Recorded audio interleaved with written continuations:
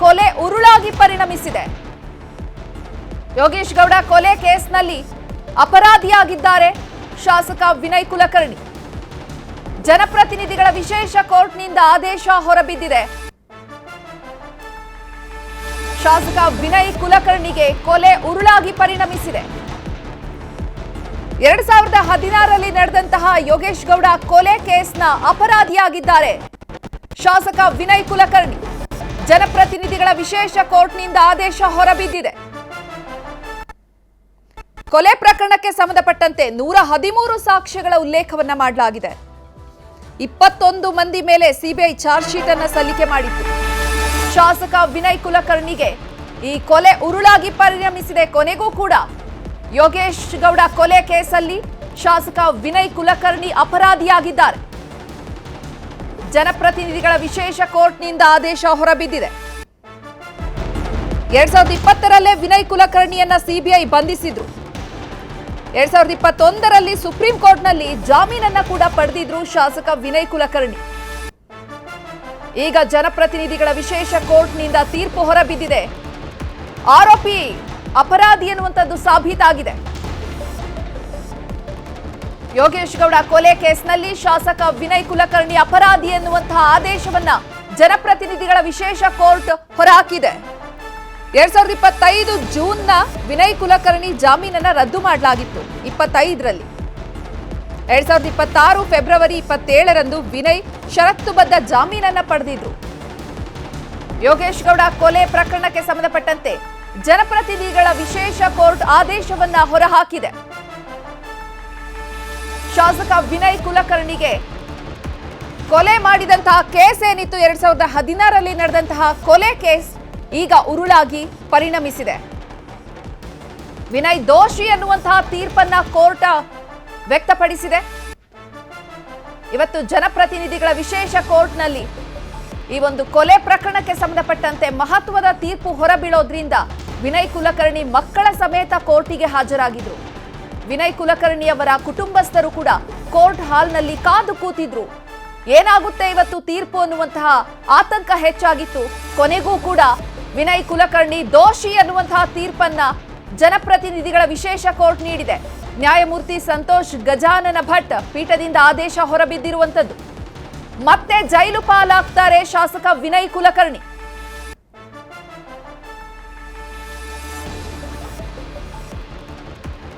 ಇನ್ನು ಈ ಬಗ್ಗೆ ಹೆಚ್ಚಿನ ಮಾಹಿತಿಯನ್ನು ನೀಡ್ತಾರೆ ನಮ್ಮ ಪ್ರತಿನಿಧಿ ಗಂಗಾಧರ್. ನೇರ ಸಂಪರ್ಕದಲ್ಲಿ ಜಾಯ್ನ್ ಆಗಿದ್ದಾರೆ. ಗಂಗಾಧರ್, ಬಹಳ 2016ರ ಪ್ರಕರಣ ಇದು. ಎಲ್ಲರಿಗೂ ಕೂಡ ಇವತ್ತು ಆತಂಕ ಇದ್ದಿದ್ದು ವಿನಯ್ ಕುಲಕರ್ಣಿ ಕೇಸ್ ಏನಾಗುತ್ತೆ ಅನ್ನುವಂಥದ್ದು. ಕೊನೆಗೂ ಕೂಡ ದೋಷಿ ಎನ್ನುವಂತಹ ತೀರ್ಪನ್ನ ನೀಡಿದೆ. ಯಾವೆಲ್ಲ ಆಧಾರವನ್ನ ಕೋರ್ಟ್ ಹೇಳಿರುವಂತದ್ದು, ಏನೆಲ್ಲ ತೀರ್ಪನ್ನ ನೀಡುವಂತಹ ಸಂದರ್ಭದಲ್ಲಿ ನ್ಯಾಯಮೂರ್ತಿಗಳು ಏನೆಲ್ಲ ಹೇಳಿದ್ದಾರೆ? ಚೈತ್ರ, ಮಾಜಿ ಸಚಿವ ಹಾಗೂ ಶಾಸಕ ವಿನಯ್ ಕುಲಕರ್ಣಿಗೆ ಒಂದು ಮಹತ್ವದ ಒಂದು ತೀರ್ಪನ್ನು ಇವತ್ತು ಜನಪ್ರತಿನಿಧಿಗಳ ನ್ಯಾಯಾಲಯ ಕೊಟ್ಟಿರುವಂಥದ್ದು. ಈ ಮೂಲಕ ಯೋಗೇಶ್ ಗೌಡ ಕೊಲೆ ಪ್ರಕರಣದಲ್ಲಿ ವಿನಯ್ ಕುಲಕರ್ಣಿ ದೋಷಿ ಅಂತ ತೀರ್ಪು ಕೊಟ್ಟಿರುವಂಥದ್ದು. ಈ ಮೂಲಕವಾಗಿ ಒಂದು ಬಿಗ್ ಶಾಕ್ ಮಾಜಿ ಸಚಿವ ವಿನಯ್ ಕುಲಕರ್ಣಿಗೆ ಎದುರಾಗಿದೆ. ಈ ಮೂಲಕ ಜೊತೆಲಿ ನ್ಯಾಯಮೂರ್ತಿಗಳು ಅಂದರೆ ನ್ಯಾಯಾಧೀಶರು ಒಂದು ಸಿಬಿಐ ಅಧಿಕಾರಿಗಳಿಗೆ ಕೂಡಲೇ ಆರೋಪಿಗಳನ್ನು ವಶಕ್ಕೆ ತೆಗೆದುಕೊಳ್ಬೇಕು ಅಂತ ಸೂಚನೆಯನ್ನು ಕೊಟ್ಟಿರುವಂಥದ್ದು. 2016ರಲ್ಲಿ ಯೋಗೇಶ್ ಗೌಡ ಕೊಲೆ ಆಗುತ್ತೆ. 2019 ಇದು ಸಿಬಿಐಗೆ ಕೇಸ್ ಹ್ಯಾಂಡ್ ಓವರ್ ಆಗುವಂಥದ್ದು. 20ರಲ್ಲಿ ಬಂಧನ ಆಗುತ್ತೆ. 21ರಲ್ಲಿ ಟ್ರಯಲ್ ಶುರುವಾಗುವಂಥದ್ದು. 6 ವರ್ಷಗಳ ಕಾಲ ಸುದೀರ್ಘವಾಗಿ ಜನಪ್ರತಿನಿಧಿಗಳ ನ್ಯಾಯಾಲಯದಲ್ಲಿ ನಡೆಯುವಂಥ ಈ ಒಂದು ಟ್ರಯಲ್ ಏನಿತ್ತು, ಇವತ್ತಿಗೆ ತೀರ್ಪು ಕಾಯ್ದಿರಿಸಲಾಗಿತ್ತು. ಈ ಮೂಲಕ ಯೋಗೇಶ್ ಗೌಡ ಕೊಲೆ ಪ್ರಕರಣದಲ್ಲಿ 15ನೇ ಆರೋಪಿಯಾಗಿರುವಂತಹ ವಿನಯ್ ಕುಲಕರ್ಣಿಗೆ ಒಂದು ಬಿಗ್ ಶಾಕ್ ಆಗಿದೆ. ಮತ್ತೆ ಅವರು ಬಂಧನ ಆಗುವ ಒಂದು ಆದೇಶವನ್ನು ಹೊರಡಿಸಿರುವಂಥದ್ದು. ಜೊತೆಯಲ್ಲಿ 120B ಅಂದರೆ ಯೋಗೇಶ್ ಗೌಡ ಕೊಲೆ ಕೇಸಲ್ಲಿ 21 ಮಂದಿ ಆರೋಪಿಗಳೇನಿದ್ರು, ಅದರಲ್ಲಿ 15ನೇ ಆರೋಪಿಯಾಗಿದ್ದಂತಹ ವಿನಯ್ ಕುಲಕರ್ಣಿ ಈ ಕೊಲೆಗೆ ಸುಪಾರಿ ಅಂದರೆ ಒಳಸಂಚನ್ನು ಮಾಡಿ ಕೊಲೆ ಮಾಡುವುದಕ್ಕೆ ಎಲ್ಲ ರೀತಿಯ ಪ್ಲಾನನ್ನು ಮಾಡಿದ್ರು ಅನ್ನೋ ರೀತಿಯಲ್ಲಿ ಸಾಕ್ಷ್ಯಾಧಾರಗಳನ್ನ ಸಂಗ್ರಹ ಮಾಡಿದ್ರು. ಅದರಲ್ಲಿ ಪ್ರಾಸಿಕ್ಯೂಷನ್ ಪರವಾಗಿ ಕೆಲ ಸಾಕ್ಷಿಗಳು ಎವಿಡೆನ್ಸ್ ಏನಿತ್ತು ಅವೆಲ್ಲ ಕೂಡ ಪ್ರತ್ಯಕ್ಷ ಸಾಕ್ಷಿಗಳಾಗಿರ್ಬೋದು, ಟೆಕ್ನಿಕಲ್ ಎವಿಡೆನ್ಸ್ ಏನಿತ್ತು, ಆರೋಪಿಗಳ ಜೊತೆಯಲ್ಲಿ ಒಳಸಂಚು ಮಾಡುವಂಥ ನಿಟ್ಟಿನಲ್ಲಿ ಪ್ಲಾನ್ ಏನು ಮಾಡ್ಕೊಂಡಿದ್ರು ಆ ಬಗ್ಗೆ ಎಲ್ಲವೂ ಕೂಡ ಎವಿಡೆನ್ಸ್ ಅನ್ನು ಸಿಕ್ಕಿದೆ. ಆ ಮೂಲಕವಾಗಿ ಅವರು ದೋಷಿ ಅಂತ ತೀರ್ಪನ್ನು ಕೊಟ್ಟಿರುವಂಥದ್ದು. ಜೊತೆಲಿ ಈಗಾಗಲೇ ಸಿಬಿಐ ಅವರನ್ನು ವಶಕ್ಕೆ ಪಡೆದು ಆರೋಪಿಗಳನ್ನು ಕರ್ಕೊಂಡು ಹೋಗುವಂಥ ನಿಟ್ಟಿನಲ್ಲಿ ಈಗ ವ್ಯಾನನ್ನು ಕೂಡ ಕರ್ಕೊಂಡ್ಬಂದಿದ್ದಾರೆ. KSRP ವ್ಯಾನನ್ನು ಕೂಡ ಕರ್ಕೊಂಡ್ಬಂದಿರುವಂಥದ್ದು. ಆದರೆ ಈಗ ಒಳಗಡೆ ಅವರು ಆರೋಪಿಗಳನ್ನು ಕರ್ಕೊಂಡು ಹೋಗುವಂಥ ನಿಟ್ಟಿನಲ್ಲಿ ಒಂದು KSRP ವ್ಯಾನ್ ಕೂಡ ಬರುವಂಥದ್ದು. ಸದ್ಯ ಕೋರ್ಟ್ ಆವರಣದಲ್ಲಿ ಈಗ ಪೊಲೀಸರು ಒಂದು ಬಿಗಿ ಪೊಲೀಸ್ ಬಂದೋಬಸ್ತನ್ನು ಮಾಡ್ಕೊಂಡಿದ್ದಾರೆ. ಅಲ್ಸೂರ್ಗೇಟ್ ACP ಅವರ ಒಂದು ನೇತೃತ್ವದಲ್ಲಿ ಟೀಮ್ ರಚನೆ ಮಾಡ್ಕೊಂಡಿರುವಂಥದ್ದು. ಯಾಕಂದ್ರೆ ಅವರ ಬೆಂಬಲಿಗರು ಮತ್ತೆ ಅವರ ಕಾರ್ಯಕರ್ತರು ಎಲ್ಲರೂ ಕೂಡ ಜಮಾವಣೆ ಆಗುವಂತಹ ಸಾಧ್ಯತೆಗಳು ಕೂಡ ಇರುತ್ತೆ. ಈ ನಿಟ್ಟಿನಲ್ಲಿ ಇವರು ಇಲ್ಲಿ ಬಂದೋಬಸ್ತ್ ಮಾಡ್ಕೊಂಡಿದ್ದಾರೆ. ಒಂದು ವೇಳೆ ಇಲ್ಲಿ ಹೊರಗಡೆ ವಿನಯ್ ಕುಲಕರ್ಣಿ ಬಂದಂತಹ ಸಂದರ್ಭದಲ್ಲಿ ಅವರನ್ನ ವಶಕ್ಕೆ ಪಡೆದು KSRPನಲ್ಲಿ ಸೀದಾ ಅವರನ್ನ ಕರ್ಕೊಂಡು ಹೋಗೋಕೆ ಎಲ್ಲ ಒಂದು ವ್ಯವಸ್ಥೆಯನ್ನ ಸದ್ಯಕ್ಕೆ ಮಾಡಿಕೊಂಡಿರುವಂಥದ್ದು. ಈ ಜೊತೆಯಲ್ಲಿ ಈಗ ಪ್ರಮುಖವಾಗಿ ಹೋರಾಟ ಮಾಡಿದಂಥವ್ರು ಅವರು ಬಸವರಾಜ್ ಕೊರ್ಕೂರ್ ಅಂತೇಳಿ ಅವರನ್ನೇ ಮಾತನಾಡ್ತಾರೆ. ಸರ್, ಪ್ರಮುಖವಾಗಿ ಹೋರಾಟ ಮಾಡಿದ್ರೆ ದೋಷಿ ಅಂತ ಕೂಡ ಸರ್ ದಯವಿಟ್ಟು ಒಬ್ಬೊಬ್ರು ಕೇಳಿದ್ರೆ ನಾನು ಹೇಳ್ತೀನಿ ಸರ್. ಇದೊಂದು ನಾನು ಈಗಲೇ ಬೆಳಗ್ಗೆನೇ ಹೇಳಿದ್ದೆ, ಈ ಒಂದು ಹೋರಾಟದಲ್ಲಿ ನಾವು ಗೆಲ್ತೇವೆ. ಇದು ಯಾರ್ಯಾರು ಸತ್ಯದ ಪರವಾಗಿ ಧ್ವನಿ ಎತ್ತಿದ್ರು, ಅವರ ಧ್ವನಿ ಹತ್ತಿಕ್ಕುವಂಥ ಕೆಲಸವೇನು ಮಾಡಿದ್ರು, ಪ್ರಜಾಪ್ರಭುತ್ವ ವ್ಯವಸ್ಥೆಯಲ್ಲಿ ಕಾನೂನಿಗಿಂತ ದೊಡ್ಡವರು ಯಾರೂ ಇಲ್ಲ ಅಂತ ಅನ್ನೋದನ್ನು ಇವತ್ತು ಮಾನ್ಯ ನ್ಯಾಯಾಲಯ ತೋರಿಸಿಕೊಟ್ಟಿದೆ. ಯಾರು ಶಕ್ತಿಯಿಂದ, ಹಣಬಲದಿಂದ, ರಾಜಕೀಯ ಶಕ್ತಿಯಿಂದ ನಾವು ಏನಾದರೂ ಮಾಡಿದರೂ ಸಹ ಅದನ್ನು ನಾವು ಮುಚ್ಚಿ ಹಾಕಬಹುದು, ಪೊಲೀಸರನ್ನು ಉಪಯೋಗಿಸ್ಕೊಂಡು ಎಲ್ಲವನ್ನು ಮುಚ್ಚಿ ಹಾಕಬಹುದು ಅಂತ ಯಾರು ಇವತ್ತು ಒಂದು ಸೆಟಪ್ಪನ್ನು ಮಾಡಕ್ಕೆ ಹೋಗಿದ್ರು ಅವರೆಲ್ಲರಿಗೂ ಹಿನ್ನಡೆ ಆಗಿದೆ. ಕಾನೂನಿಗಿಂತ ದೊಡ್ಡವರು ಯಾರೂ ಇಲ್ಲ. ಯಾವ ಪೊಲೀಸ್ ಅಧಿಕಾರಿಗಳು ರಾಜಕಾರಣಿಗಳ ಮಾತನ್ನು ಕೇಳಿದ್ದು ತಪ್ಪು ಮಾಡಿದರೆ ಏನಾಗುತ್ತೆ ಅನ್ನೋದಕ್ಕೂ ಕೂಡ ಇವತ್ತು 1ರಿಂದ ಆರೋಪಿ ನಂಬರ್ 2ರಿಂದ 19ರವರೆಗೂ ಎಲ್ಲರಿಗೂ ಕೂಡ ಶಿಕ್ಷೆ ಆಗಿದೆ. ಎರಡು ಜನರಿಗೆ ಅಕ್ಯೂಟಲ್ ಆಗಿದ್ದಾರೆ. ಅದೇನು ಮಾಡಬೇಕು ಅನ್ನೋದ್ರ ಬಗ್ಗೆ ನಾವು ಯಾವ ಆಧಾರದಲ್ಲಿ ವಿನಯ್ ಕುಲಕರ್ಣಿ ದೋಷಿ ಅಂತ ಅವರ ಮೇಲೆ ಇದ್ದಂತ ಆರೋಪಗಳು ಸಾಕ್ಷಿಗಳೇನು ಸಿಕ್ಕಿತ್ತು ಸರ್? ಬಹಳಷ್ಟು ಸಾಕ್ಷಿಗಳಿದಾವೆ, ಅದು ನಾಳೆ ಗೊತ್ತಾಗುತ್ತೆ ಸರ್. ಅದು ಮತ್ತೆ ಇವತ್ತು ಬರೀ ಅವರು ಅವರು ಅಪರಾಧಿಗಳು ಹೌದಾ ಅಲ್ಲೋ ಅನ್ನೋದನ್ನ ಅಷ್ಟೇ ಮಾತ್ರ ಕೋರ್ಟ್ ಹೇಳಿದೆ. ಅವರು ಎಲ್ಲರೂ ಅಪರಾಧಿಗಳಂತ ಹೇಳಿದ್ದಾರೆ. ನಾನು ತಮ್ಮ ಮೂಲಕ ಹೇಳಕ್ಕೆ ಇಷ್ಟೇ ಬಯಸ್ತೀನಿ, ಈ ಒಂದು ಪ್ರಕರಣದ ಹೋರಾಟಕ್ಕೆ ನಮಗೆಲ್ಲರೂ ಬೆಂಬಲ ನೀಡಿದಂಥ, ವಿಶೇಷವಾಗಿ ಧಾರವಾಡದಲ್ಲಿ ಸಮಾನ ಮನಸ್ಕ ಹೋರಾಟಗಾರರು ಯಾರ್ಯಾರು ನಮಗೆ ಬೆಂಬಲ ನೀಡಿದ್ರು ಅವರಿಗೆಲ್ಲರಿಗೂ ಹೃದಯಪೂರ್ವಕವಾಗಿ ಧನ್ಯವಾದಗಳನ್ನು ಹೇಳಕ್ಕೆ ಬಯಸ್ತೀನಿ. ಅದರಲ್ಲೂ ಕೂಡ ಎಲ್ಲ ಮಾಧ್ಯಮ ಮಿತ್ರರಿಗೆ ಈ ಒಂದು ಪ್ರಕರಣವನ್ನು ನಾವು ಹೋರಾಟ ಮಾಡಬೇಕು, ಇದರಲ್ಲಿ ನೈಜ ಆರೋಪಿಗಳು ಬಂಧನ ಆಗಬೇಕು ಅಂತ ಹೇಳಿ ನಾವು ಧ್ವನಿ ಎತ್ತಿದಾಗ ಎಲ್ಲ ಮಾಧ್ಯಮದವರು ಕೂಡ ನಮ್ಮ ಸಹಕಾರಕ್ಕೆ ನಿಂತುಕೊಂಡ್ರು, ನಮಗೆ ಸಾಥ್ ಕೊಟ್ಟರು. ಹೀಗಾಗಿ ತಮಗೂ ಕೂಡ ಹೃದಯಪೂರ್ವಕ ಧನ್ಯವಾದಗಳನ್ನು ಹೇಳಕ್ಕೆ ಬಯಸ್ತೀನಿ. ನೋಡಿ ಮೇಡಮ್, ಕೊಲೆ ಪ್ರಕರಣಗಳಲ್ಲಿ ಯೂಶುವಲಿ ಆಗಿ 14 ವರ್ಷಕ್ಕಿಂತ ಕಡಿಮೆ ಶಿಕ್ಷೆ ಆಗೋದಿಲ್ಲ. ಆದರೂ ನಾಳೆ ನೋಡಬೇಕು, 10 ವರ್ಷ ಮೇಲ್ಪಟ್ಟು 14 ವರ್ಷದ ಒಳಗಡೆ ಶಿಕ್ಷೆ ಆಗಬಹುದು ಅಂತ ನಮಗಿದೆ.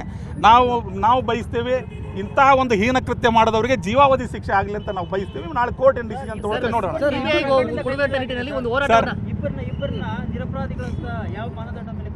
ಅದು ಗೊತ್ತಾಗಿಲ್ಲ ಸರ್, ಯಾವ ಮಾನದಂಡ ಅಂತ ನಾಳೆ ಗೊತ್ತಾಗುತ್ತೆ ಸರ್. ತಾವೇ ಕೂಡ ತಮ್ಮ ಮಾಧ್ಯಮದಲ್ಲಿ ಅದನ್ನೆಲ್ಲವೂ ಕೂಡ ತಾವು ತೋರಿಸಿದ್ದೀರಿ. ಸಾಕ್ಷಿಗಳ ಮೇಲೆ ಯಾವ ಥರ ಪ್ರಭಾವ ಬೀರಿದ್ರಿಂದಾಗಿ ಯಾರ್ಯಾರು ಬೇಲ್ಗಳು ಕ್ಯಾನ್ಸಲ್ ಆಯಿತು. ಅದರಲ್ಲಿ ನೋಡ್ಬೋದು ವಿನಯ್ ಕುಲಕರ್ಣಿ ಅವರು, ಅವ್ರ ಮಾವ ಚಂದ್ರಶೇಖರ್ ಇಂಡಿ ಅವರು, ಆರೋಪಿ ನಂಬರ್ 9 ಅಶ್ವಥ್ರವರು, ಇವರೆಲ್ಲರ ಬೇಲ್ ಕ್ಯಾನ್ಸಲ್ ಆಯಿತು, ಜೈಲಿಗೆ ಹೋದರು, ಮತ್ತೆ ಬೇಲ್ ತೊಗೊಂಡು ವಾಪಸ್ ಬಂದರು. ತಮ್ಮ ಮಾಧ್ಯಮಗಳಲ್ಲೇ ಎಲ್ಲ ತೋರಿಸಿದ್ದೀರಿ. ಸೊ ಇದರಲ್ಲಿ ಎಲ್ಲ ಡ್ರಾಮಾಗಳು ಕೂಡ ಆಗಿದೆ. ಈ ಒಂದು ಯೋಗೇಶ್ ಗೌಡರ ಕೊಲೆ ಪ್ರಕರಣವನ್ನು ಹತ್ತಿಕ್ಕುವ ಮೂಲಕ ನಾವು ಪ್ರಜಾಪ್ರಭುತ್ವ ವ್ಯವಸ್ಥೆಯಲ್ಲಿ ರಾಜರಾಗಿ ಮೆರಿಬೇಕು ಅಂತ ಯಾರು ಹೊರಟಿದ್ರು ಅವರೆಲ್ಲರಿಗೂ ಕೂಡ ಇವತ್ತು ಕಾನೂನಿನ ಮೂಲಕ ಉತ್ತರ ಸಿಕ್ಕಿದೆ ಅಂತ ನಾನು ಹೇಳ್ತೀನಿ. ತುಂಬಾ ಹೋರಾಟವನ್ನು ನೀವು ಮಾಡಿದ್ರಿ, ಅನಂತರ ಅರೆಸ್ಟ್ ಆಯಿತು, ದೊಡ್ಡ ಬೆಳವಣಿಗೆ ಆಗಿ ದೋಷಿ ಅಂತ ಇದೆ. ನಿಮ್ಗೆ ಭರವಸೆ ಇತ್ತ ಸರ್? ಅವರು ಸರ್, ಆ ಭರವಸೆ ಇದ್ದಿದ್ದರಿಂದಲೇ ನಾವು ಈ ಪ್ರಕರಣವನ್ನು CBI ಕೊಡಬೇಕು ಅಂತೇಳಿ ನಾವು ಹೋರಾಟ ಮಾಡ್ತಾ ಇದ್ವಿ. CBI ಹೋದ್ರೆ ಮಾತ್ರ ನಮಗೆ ನ್ಯಾಯ ಸಿಗಕ್ಕೆ ಸಾಧ್ಯ ಅಂತ ಹೋರಾಟ ಮಾಡ್ತಾ ಇದ್ವಿ. CBIದವರು, ವಿಶೇಷವಾಗಿ CBI ತನಿಖಾ ತಂಡ ಏನಿತ್ತು, IO ಶ್ರೀ ರಾಕೇಶ್ ರಂಜನ್ ಅವರ ನೇತೃತ್ವದ ತಂಡ, ಅವರ ನೇತೃತ್ವದಲ್ಲಿ ಸಮೀವುಲ್ಲಾ ಅಂತ, ಬಸವರಾಜ್ ಅಂತ, ರಮೇಶ್ ಅಂತ ಏನು ಕಾನ್ಸ್ಟೇಬಲ್ ಮತ್ತು ಹೆಡ್ ಕಾನ್ಸ್ಟೇಬಲ್ಗಳಿದ್ರು, ರಾಕೇಶ್ ರಂಜನ್ IO ಅವರು ಬಹಳ ಅತ್ಯುತ್ತಮವಾದಂಥ ಕೆಲಸವನ್ನು ಮಾಡಿ ಚಾರ್ಜ್ ಶೀಟನ್ನು ಕೋರ್ಟಿಗೆ ಸಲ್ಲಿಕೆ ಮಾಡಿದರು. ಚಾರ್ಜ್ ಶೀಟ್ ಸಲ್ಲಿಕೆ ಆದ ಮೇಲೆ ಕೋರ್ಟಲ್ಲಿ ಅವಾಗಿನ SPP ಶ್ರೀ ಗಂಗಾಧರ್ ಶೆಟ್ಟರು ಬಹಳ ಚೆನ್ನಾಗಿ ಅದನ್ನು ಕನ್ಸ್ಟ್ರಕ್ಟ್ ಮಾಡಿದರು. ಅದನಂತರ ಬಂದಂತಹ CBI ವಕೀಲರು ಕೂಡ ಹೇಮಾ ಮೇಡಮ್ರವರು ಮತ್ತು ಅವರ ತಂಡ ಬಾಲಾಜಿಯವರು ಬಹಳ ಚೆನ್ನಾಗಿ ಈ ಪ್ರಕರಣವನ್ನು ಕೋರ್ಟಲ್ಲಿ ಮಂಡಿಸುವ ಮೂಲಕ ಇವತ್ತು ನಮಗೆ ಗೆಲುವು ತಂದು ಕೊಟ್ಟಿದ್ದಾರೆ.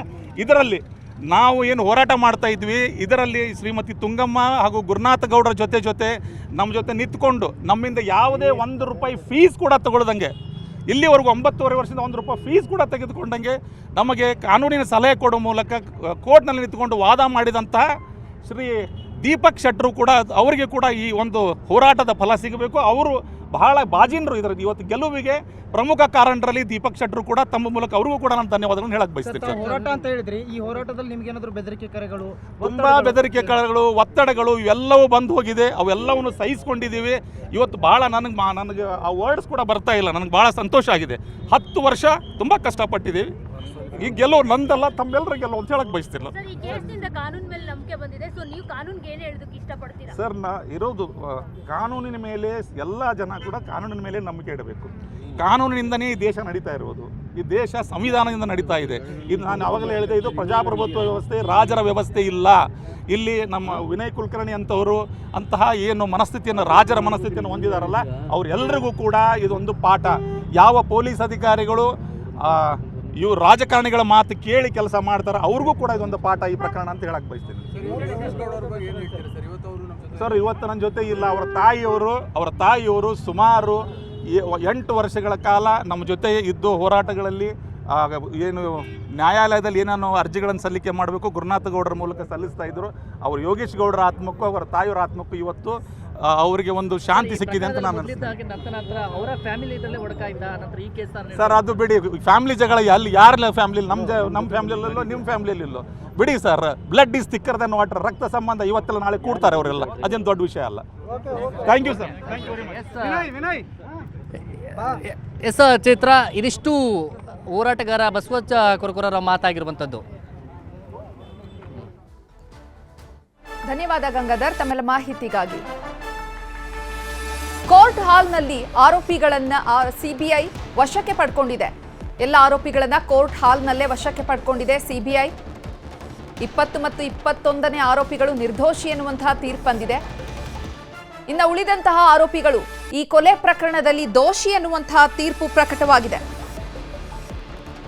ಧಾರವಾಡ ಜಿಲ್ಲಾ ಪಂಚಾಯಿತಿ ಮಾಜಿ ಸದಸ್ಯ ಯೋಗೇಶ್ ಗೌಡ ಅವರನ್ನ 2016ರ ಜೂನ್ 15ರಂದು ಸಪ್ತಾಪುರ ಬಡಾವಣೆ ಜಿಮ್ ಅಲ್ಲಿ ದುಷ್ಕರ್ಮಿಗಳು ಮಾರಕಾಸ್ತ್ರಗಳಿಂದ ಬರ್ಬರವಾಗಿ ಕೊಚ್ಚಿ ಕೊಲೆ ಮಾಡಿದ್ರು. ಇದೇ ಪ್ರಕರಣಕ್ಕೆ ಸಂಬಂಧಪಟ್ಟಂತೆ ಇವತ್ತು ಮಹತ್ವದ ಆದೇಶವನ್ನ ಕೋರ್ಟ್ ಹೊರಡಿಸಿದೆ.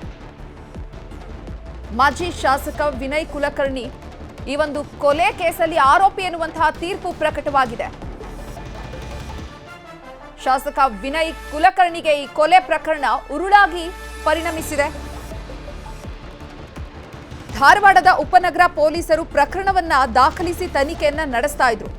ಆಸ್ತಿ ವಿವಾದದ ಹಿನ್ನೆಲೆ ಈ ಕೊಲೆ ನಡೆದಿದೆ ಅಂತ 6 ಜನರ ವಿರುದ್ಧ ನ್ಯಾಯಾಲಯಕ್ಕೆ ದೋಷಾರೋಪ ಪಟ್ಟಿಯನ್ನ ಕೂಡ ಸಲ್ಲಿಕೆ ಮಾಡಿದ್ರು.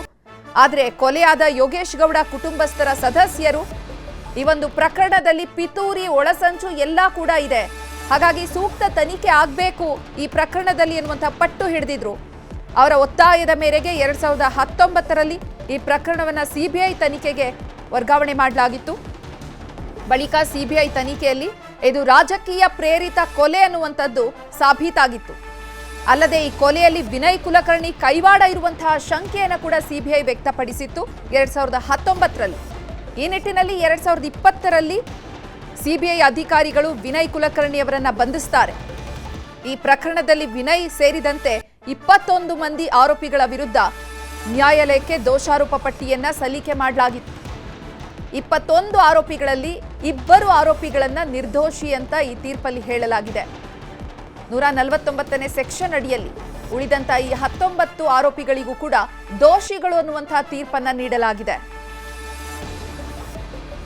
ಸುಪ್ರೀಂ ಕೋರ್ಟ್ನಿಂದ ಜಾಮೀನನ್ನ ಪಡೆದು ಬಿಡುಗಡೆ ಕೂಡ ಆಗಿದ್ರು. ಆದರೂ ಕೂಡ ಕೊನೆಗೂ ಶಾಸಕ ವಿನಯ್ ಕುಲಕರ್ಣಿ ದೋಷಿ ಎನ್ನುವಂಥದ್ದು ಸಾಬೀತಾಗಿದೆ. 2016 ಜೂನ್ನಲ್ಲಿ ನಡೆದಂತಹ ಯೋಗೇಶ್ ಗೌಡ ಕೊಲೆ ಕೇಸ್ಗೆ ಶಾಸಕ ವಿನಯ್ ಕುಲಕರ್ಣಿ ಮೇಲೆ ಕೊಲೆಗೆ ಒಳಸಂಚನ್ನ ರೂಪಿಸಿದ್ರು ಅನ್ನುವಂತಹ ಆರೋಪ ಇದ್ದಿತ್ತು.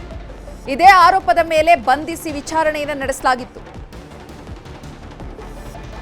ಎಲ್ಲ ಆರೋಪಿಗಳನ್ನ ಬಂಧಿಸಿ ವಿಚಾರಣೆಗೆ ಒಳಪಡಿಸಿ ಸೂಕ್ತ ತನಿಖೆಯನ್ನ ನಡೆಸಲಾಗಿತ್ತು. 149ನೇ ಸೆಕ್ಷನ್ ಅಡಿಯಲ್ಲಿ ಈಗ ತೀರ್ಪನ್ನ ಪ್ರಕಟ ಮಾಡಲಾಗಿದೆ. ಯೋಗೇಶ್ ಗೌಡ ಕುಟುಂಬಸ್ಥರ ಮನವಿ ಮೇರೆಗೆ ಸಿಬಿಐಗೆ ಈ ಒಂದು ಪ್ರಕರಣವನ್ನ ವರ್ಗಾವಣೆ ಮಾಡಲಾಗಿತ್ತು. 2019ರಲ್ಲಿ ರಾಜ್ಯ ಸರ್ಕಾರ ಸಿಬಿಐಗೆ ವರ್ಗಾಯಿಸಿ ಆದೇಶವನ್ನ ಕೂಡ ನೀಡಿತ್ತು. ಇವತ್ತು ಮಹತ್ವದ ತೀರ್ಪು ಹೊರಬಿದ್ದಿದೆ. A2 Vikram, A3 Keerthikumar, A4 Sandeep, A5 Vinayak, A6 Mahabaleshwar alias Mudaka, A7 Santosh, A8 Dinesh, A9 Ashwath, A10 Sunil, 11ನೇ ಆರೋಪಿ ನಜೀರ್ ಅಹಮದ್, 12ನೇ ಆರೋಪಿ ಶಾನವಾಜ್, 13 ನೂತನ್, A14 ಹರ್ಷಿತ್, A15 ವಿನಯ್ ಕುಲಕರ್ಣಿ, 15ನೇ ಆರೋಪಿ ವಿನಯ್ ಕುಲಕರ್ಣಿ ಈ ಒಂದು ಪ್ರಕರಣದಲ್ಲಿ, 16ನೇ ಆರೋಪಿ ಚಂದ್ರುಮಾಮ, 18ನೇ ಆರೋಪಿ ವಿಕಾಸ್ ಕಲ್ಬುರ್ಗಿ, 19ನೇ ಆರೋಪಿ ಚನ್ನಕೇಶವ ಟಿಂಗರಿಕರ್. ಇಷ್ಟು ಜನರಿಗೂ ಕೂಡ ಈಗ ದೋಷಿ ಅಂತ ಹೇಳಿ ಕೋರ್ಟ್ ತೀರ್ಪು ನೀಡಿದೆ. 20ನೇ ಆರೋಪಿಯಾಗಿದ್ದಂತಹ ವಾಸುದೇವ ನಿಲೇಕಣಿ ಮತ್ತು 21ನೇ ಆರೋಪಿ ಸೋಮಶೇಖರ್ ನ್ಯಾಮಗೌಡ ಇವರಿಬ್ಬರಿಗೆ ನಿರ್ದೋಷಿ ಅನ್ನುವಂತಹ ತೀರ್ಪನ್ನ ಜನಪ್ರತಿನಿಧಿಗಳ ವಿಶೇಷ ಕೋರ್ಟ್ ನೀಡಿದೆ. ಧಾರವಾಡದಲ್ಲಿ ಈಗಾಗಲೇ ಪೊಲೀಸ್ ಭದ್ರತೆಯನ್ನು ಕೂಡ ಹೆಚ್ಚಿಸಲಾಗಿದೆ. ಈ ತೀರ್ಪು ಪ್ರಕಟವಾಗುವ ಹಿನ್ನೆಲೆಯಲ್ಲೇ ಪೊಲೀಸ್ ಭದ್ರತೆಯನ್ನು ಕೂಡ ಒದಗಿಸಲಾಗಿತ್ತು.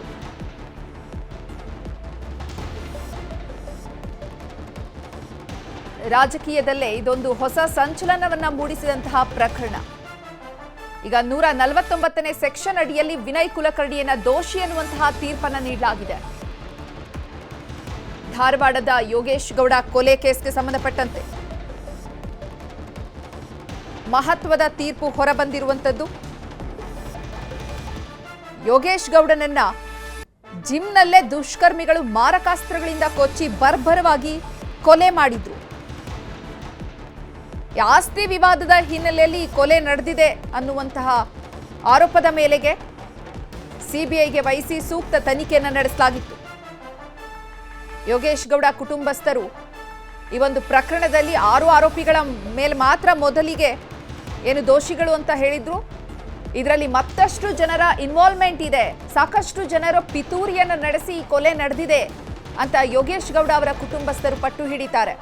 ಆ ನಂತರ ಸಿಬಿಐಗೆ ಈ ಪ್ರಕರಣವನ್ನು ವರ್ಗಾವಣೆ ಮಾಡಲಾಗಿತ್ತು. 2019ರಲ್ಲಿ ರಾಜ್ಯ ಸರ್ಕಾರ ಸಿಬಿಐಗೆ ವರ್ಗಾವಣೆ ಮಾಡಿತ್ತು. ಇನ್ನು ಈ ಬಗ್ಗೆ ಹೆಚ್ಚಿನ ಮಾಹಿತಿಯನ್ನು ನೀಡ್ತಾರೆ ನಮ್ಮ ಪ್ರತಿನಿಧಿ ಗಂಗಾಧರ್, ವಿನಯ್ ಕುಲಕರ್ಣಿಗೆ ಈಗ ಈ ಕೊಲೆ ಪ್ರಕರಣ ಉರುಳಾಗಿ ಸಂಭವಿಸಿರುವಂತದ್ದು. What next? ಮುಂದೆ ಏನೆಲ್ಲ ಕಾನೂನಿನ ಅವಕಾಶಗಳಿದೆ ವಿನಯ್ ಕುಲಕರ್ಣಿ ಅವರಿಗೆ? ಖಂಡಿತವಾಗಿಯೂ ಚೈತ್ರ, ಪ್ರಮುಖವಾಗಿ ಈಗ ವಿನಯ್ ಕುಲಕರ್ಣಿಗೆ ದೋಷಿ ಅಂತ ತೀರ್ಪು ಕೊಟ್ಟಿದೆ. ನಾಳೆ ಶಿಕ್ಷೆ ಪ್ರಮಾಣ ಪ್ರಕಟ ಆಗುತ್ತೆ. 120B ಸೆಕ್ಷನ್ ಅಡಿಯಲ್ಲಿ ದೋಷಿ ಅಂತ ತೀರ್ಪನ್ನು ಕೊಟ್ಟಿರುವಂಥದ್ದು. ಈಗ ಅವ್ರಿಗಿರುವಂಥ ಅವಕಾಶಗಳಂದರೆ ಹೈಕೋರ್ಟಲ್ಲಿ ಅದನ್ನು ಪ್ರಶ್ನೆ ಮಾಡಿ ಅರ್ಜಿಯನ್ನು ಹಾಕ್ಕೊಳ್ಬೋದು. ಅಂದರೆ ಈಗ ಸದ್ಯಕ್ಕೆ CBI ಅಧಿಕಾರಿಗಳು ವಶಕ್ಕೆ ಪಡೆದು ಕೋರ್ಟ್ಗೆ ಕರ್ಕೊಂಡು ಹೋಗ್ತಾರೆ. ಆನಂತರ ಅವರು ಯಾವ ರೀತಿ ಅಂದರೆ ನಾಳೆ ಆರ್ಡರ್ ಶಿಕ್ಷೆ ಪ್ರಮಾಣ ಪ್ರಕಟ ಆಗುತ್ತೆ, ಅದನ್ನು ಪ್ರಶ್ನೆ ಮಾಡಿ ಎಷ್ಟು ವರ್ಷಗಳ ಕಾಲ ಅವರಿಗೆ ಶಿಕ್ಷೆಯನ್ನು ಪ್ರಕಟ ಮಾಡಿದ್ದಾರೆ ಮತ್ತು ಯಾವ ರೀತಿ ಇವರ ಮೇಲೆ ಆರೋಪ ಬಂದಿದೆ ಅನ್ನೋ ನಿಟ್ಟಿನಲ್ಲಿ ಇವರ ಮೇಲಿರುವಂಥ ಎವಿಡೆನ್ಸ್ಗಳೇನು ಅನ್ನೋದ್ರ ಬಗ್ಗೆ ಪ್ರಶ್ನೆ ಮಾಡಿ ಹೈಕೋರ್ಟಲ್ಲಿ ಅವರು ಅದನ್ನು ಅರ್ಜಿಯನ್ನು ಹಾಕ್ಕೊಳ್ಬೋದು. ಆ ನಿಟ್ಟಿನಲ್ಲಿ ಹೈಕೋರ್ಟಲ್ಲಿ ಏನು ತೀರ್ಪು ಆಗುತ್ತೆ ಅಂತ ಕೂಡ ನೋಡ್ಬೋದು. ಯಾಕೆಂದರೆ ಹಿಂದೆ ಈಗ ಕಲಿದಲು ಹಗರಣದಲ್ಲಿ ಸತೀಶ್ ಸೆಲ್ವು ಕೂಡ ದೋಷಿ ಅಂತ ತೀರ್ಪಾದಂಥ ಸಂದರ್ಭದಲ್ಲಿ ಶಿಕ್ಷೆ ಪ್ರಮಾಣ ಪ್ರಕಟ ಆಯಿತು. ಬಳಿಕ ಅವರು ಪ್ರಶ್ನೆಯನ್ನು ಮಾಡಿ ಹೈಕೋರ್ಟ್ಗೆ ಹೋಗಿದ್ರು. ಆನಂತರ ಅಲ್ಲಿ ಏನೊಂದು ವಿಚಾರಣೆ ಕೂಡ ನಡೆಯುವಂಥ ಪ್ರೊಸೀಜರ್ ಕೂಡ ಆಗಿತ್ತು. ಆದರೆ ಈ ಒಂದು ಪ್ರಮುಖವಾಗಿ ನೋಡುವಂಥದ್ದಾದರೆ ಇನ್ನು ಕೆಲವೇ ಹೊತ್ತಲ್ಲಿ CBI ಅಧಿಕಾರಿಗಳು ಅದನ್ನು ವಶಕ್ಕೆ ಪಡೆದು ಕರ್ಕೊಂಡ್ಬರ್ತಾರೆ. ಈ ಒಂದು ನಿಟ್ಟಿನಲ್ಲಿ ಈಗ ಪೊಲೀಸರು ಬಿಗಿ ಬಂದೋಬಸ್ತನ್ನು ಸದ್ಯಕ್ಕೆ ಮಾಡ್ಕೊಂಡಿರುವಂಥದ್ದು. IPC ಸೆಕ್ಷನ್ 120B ಅಡಿಯಲ್ಲಿ ದೋಷಿ ಅಂತ ತೀರ್ಪಾಗಿರುವಂಥದ್ದು. ಅದರಲ್ಲಿ 20 ಮತ್ತು 21ನೇ ಆರೋಪಿಗಳು ನಿರ್ದೋಷಿ ಅಂತ ತೀರ್ಪು ಬಂದಿದೆ. ಅದರಲ್ಲಿ A20 ಆಗಿರುವಂಥ ವಾಸುದೇವರಾಮ್ ನಿಲೇಕಣಿ ಆಗಿರ್ಬೋದು ಮತ್ತು A21 ಸೋಮಶೇಖರ್ ಬಸಪ್ಪ ನ್ಯಾಮಗೌಡ ಇವರಿಬ್ಬರು ಕೂಡ ನಿರ್ದೋಷಿ ಅಂತ ಒಂದು ತೀರ್ಪು ಆಗಿರುವಂಥದ್ದು. ಸದ್ಯ ಕೋರ್ಟಲ್ಲಿ ಎಲ್ಲ ಆರೋಪಿಗಳನ್ನು ವಶಕ್ಕೆ ಪಡೆಯಲಾಗಿದೆ. ಅದರಲ್ಲಿ A2 ಇಂದ 16, 18 ಮತ್ತು 19 ಎಲ್ಲ ಆರೋಪಿಗಳು ಕೂಡ ದೋಷಿ ಅಂತ ಆಗಿರುವಂಥದ್ದು. ಇವರ ಮೇಲೆ ಪ್ರಮುಖವಾಗಿ IPC 302, 120B, 201, 148, 149 ಸೆಕ್ಷನ್ ಅಡಿ ಆರೋಪಿಗಳು ದೋಷಿ ಅಂತೇಳಿ ನ್ಯಾಯಮೂರ್ತಿ ಗಜಾನನ ಭಟ್ ಅವರು ಒಂದು ಆದೇಶವನ್ನು ಕೊಟ್ಟಿರುವಂಥದ್ದು. ಈಗ ಪ್ರಮುಖವಾಗಿ ತೀರ್ಪು ಪ್ರಕಟ ಆಗ್ತಾ ಇದ್ದಂತೆ ಕೋರ್ಟ್ ಕಾರಿಡಾರಲ್ಲಿ ಅವರ ಕುಟುಂಬ ಸಮೇತರಾಗಿ ವಿನಯ್ ಕುಲಕರ್ಣಿ ಅವರು ಬಂದಿದ್ರು. ಅವರ ಕುಟುಂಬಸ್ಥರೆಲ್ಲರೂ ಕೂಡ ಕಣ್ಣೀರನ್ನು ಹಾಕ್ತಾ ಇರುವಂಥದ್ದು. ಸದ್ಯ ಈಗ ಅವರ ಕುಟುಂಬಸ್ಥರು ಆರೋಪಿಗಳಿಗೆ ಒಂದು ಧೈರ್ಯ ತುಂಬುವಂಥ ಕೆಲಸವನ್ನು ವಿನಯ್ ಕುಲಕರ್ಣಿಗೂ ಕೂಡ ಧೈರ್ಯ ತುಂಬುವಂಥ ಕೆಲಸವನ್ನು ಮಾಡ್ತಾ ಇದ್ದಾರೆ. ಶಾಸಕ ವಿನಯ್ ಕುಲಕರ್ಣಿ ಇರುವಂಥ ಕೊಲೆ ಕೇಸ್ ಸೆಕ್ಷನ್ ಏನಿದೆ ಅದರಲ್ಲಿ ಅವರು ದೋಷಿ ಅಂತ ತೀರ್ಪು ಆಗಿರುವಂಥದ್ದು. IPC 302, 120B, 201, 148, 149 ಸೆಕ್ಷನ್ ಅಡಿಯಲ್ಲಿ ತೀರ್ಪು ಅಂತ ಕೊಟ್ಟಿರುವಂಥದ್ದು.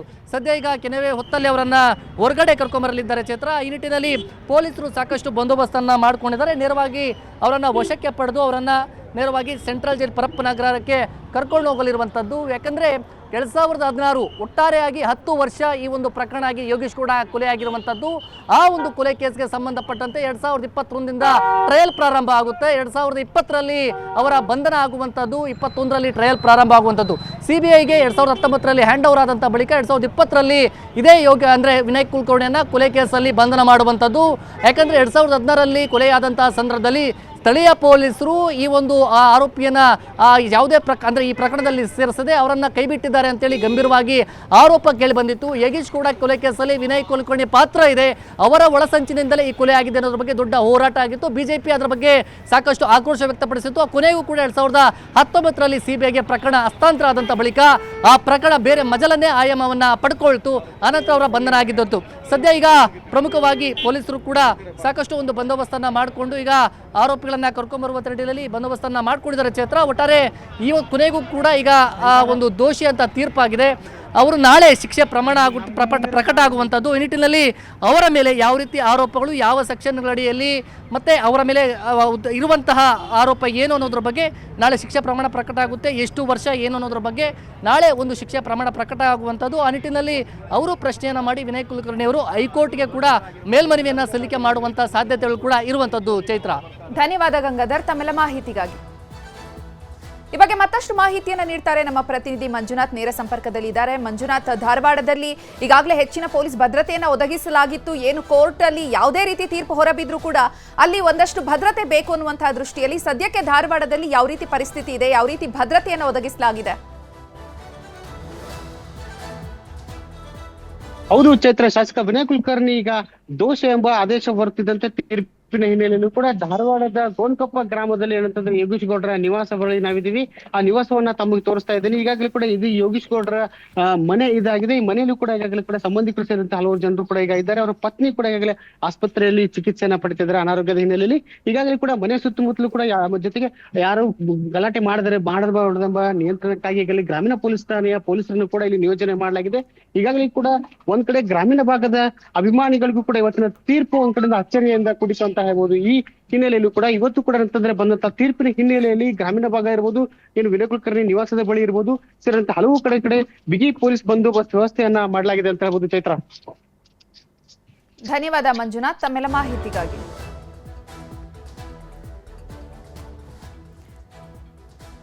ಕೋರ್ಟ್ ಹಾಲ್ನಲ್ಲಿ ಆರೋಪಿಗಳನ್ನ CBI ವಶಕ್ಕೆ ಪಡ್ಕೊಂಡಿದೆ. ವಿನಯ್ ಕುಲಕರ್ಣಿ ಪ್ರಕರಣಕ್ಕೆ ಸಂಬಂಧಪಟ್ಟಂತೆ ಇವತ್ತು ಮಹತ್ವದ ಆದೇಶ ಹೊರಬಿದ್ದಿರುವಂಥದ್ದು. ಜನಪ್ರತಿನಿಧಿಗಳ ವಿಶೇಷ ಕೋರ್ಟ್ನಲ್ಲಿ ವಿನಯ್ ಕುಲಕರ್ಣಿ ಆರೋಪಿ ಅನ್ನುವಂತಹ ಒಂದು ತೀರ್ಪನ್ನ ಹೊರಹಾಕಿದೆ ಕೋರ್ಟ್. 2016ರ ಒಂದು ಪ್ರಕರಣಕ್ಕೆ ಸತತವಾಗಿ 10 ವರ್ಷಗಳ ನಂತರ ತನಿಖೆಯನ್ನು ನಡೆಸಿದ ನಂತರ ಕೊನೆಗೂ ಕೂಡ ಆರೋಪಿಗಳಿಗೆ ದೋಷಿಗಳು ಅನ್ನುವಂಥದ್ದನ್ನ ಕೋರ್ಟ್ ಸೂಚನೆಯನ್ನು ನೀಡಿದೆ. ಧಾರವಾಡ ಜಿಲ್ಲಾ ಪಂಚಾಯಿತಿ ಸದಸ್ಯ ಯೋಗೇಶ್ ಗೌಡನ ಕೊಲೆ ಪ್ರಕರಣಕ್ಕೆ ಸಂಬಂಧಪಟ್ಟಂತೆ ಇವತ್ತು ತೀರ್ಪು ಹೊರಬಂದಿರುವಂಥದ್ದು. 2019ರಲ್ಲಿ CBI ತನಿಖೆಗೆ ರಾಜ್ಯ ಸರ್ಕಾರ ಈ ಒಂದು ಪ್ರಕರಣವನ್ನು ವರ್ಗಾವಣೆ ಮಾಡಿತ್ತು. ಈ ಒಂದು ಪ್ರಕರಣದಲ್ಲಿ 21 ಮಂದಿಗಳನ್ನ ಆರೋಪಿಗಳು ಅಂತ ಹೇಳಿ ಈ ಪ್ರಕರಣದಲ್ಲಿ ಸೇರಿಸಲಾಗಿತ್ತು. ಅದರಲ್ಲಿ 2 ಹೊರತುಪಡಿಸಿ ಇನ್ನು ಉಳಿದಂತಹ 19 ಮಂದಿಯೂ ಕೂಡ ಈ ಒಂದು ಕೊಲೆ ಪ್ರಕರಣದಲ್ಲಿ ಅವರು ಪರೋಕ್ಷವಾಗಿ ಮತ್ತು ಪ್ರತ್ಯಕ್ಷವಾಗಿ ಕಾರಣರಾಗಿದ್ದಾರೆ. ಯೋಗೇಶ್ ಗೌಡ ಕೊಲೆ ಕೇಸಲ್ಲಿ ಅನ್ನುವಂತಹ ಕಾರಣಕ್ಕೆ 19 ಮಂದಿಯೂ ಕೂಡ ದೋಷಿ ಅನ್ನುವಂತಹ ತೀರ್ಪನ್ನ ಜನಪ್ರತಿನಿಧಿಗಳ ವಿಶೇಷ ಕೋರ್ಟ್ ನೀಡಿದೆ. ಈ ಒಂದು ಕೊಲೆ ಪ್ರಕರಣಕ್ಕೆ ಸಂಬಂಧಪಟ್ಟಂತೆ 113 ಸಾಕ್ಷಿಗಳನ್ನ ಕೂಡ ಉಲ್ಲೇಖ ಮಾಡಲಾಗಿದೆ.